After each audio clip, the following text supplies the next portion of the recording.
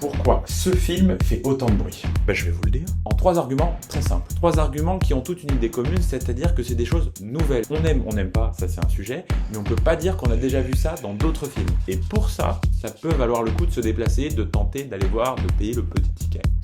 Déjà, c'est un film qui change. Pourquoi? Parce qu'il se passe au Maroc. Quand je dis au Maroc, c'est dans le désert marocain, donc dans le nord du Sahara. C'est pas le désert de dunes avec ce sable et ces jolies dunes. Non, non, là on est sur un désert beaucoup plus hostile, même si le sable l'est tout autant au fond, mais fait de roches, fait de pierres, fait de poussière, c'est-à-dire qu'il n'y a absolument rien à part des énormes falaises de rochers, et c'est tout. Donc déjà, juste visuellement, l'environnement dans lequel se passe le film, c'est pas quelque chose de commun. Ensuite, c'est surtout au niveau des personnages, c'est-à-dire que c'est des personnages qu'on a rarement l'habitude de voir au cinéma. Je m'explique. On va suivre un père qui est totalement normal. Il n'est pas particulièrement athlétique, pourtant il va s'embarquer dans un périple qui physiquement va demander d'être un peu costaud. Son petit gamin à côté, il est là, il s'amuse alors qu'il va pas vraiment se rendre compte du danger dans lequel s'embarque son père. Et puis l'autre point, c'est donc les autres personnages qui sont donc les ravers avec lesquels ils vont faire toute une partie du chemin, qui ne sont donc pas des comédiens. Ça se ressent parfois, ça apporte une certaine couleur, j'ai envie de dire, aux personnages, ça crédibilise peut-être encore plus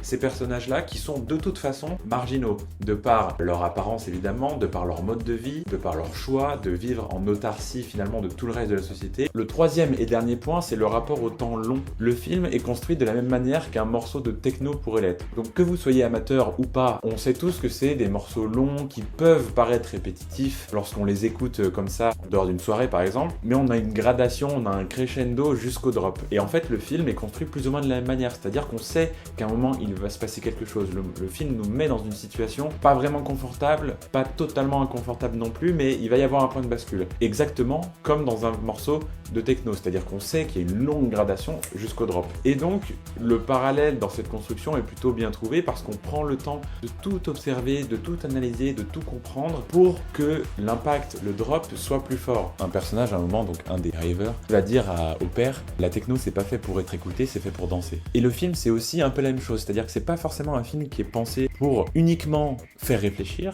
mais c'est aussi, peut-être et surtout, un film qui est fait pour faire ressentir. Le dernier acte du film rentre exactement dans cette théorie-là, je trouve. Bon, je crois que j'ai tout dit. Maintenant, faites-vous votre propre avis. Ne regardez pas forcément la bande-annonce. C'était Quentin de Clap Clap. Ciao, ciao.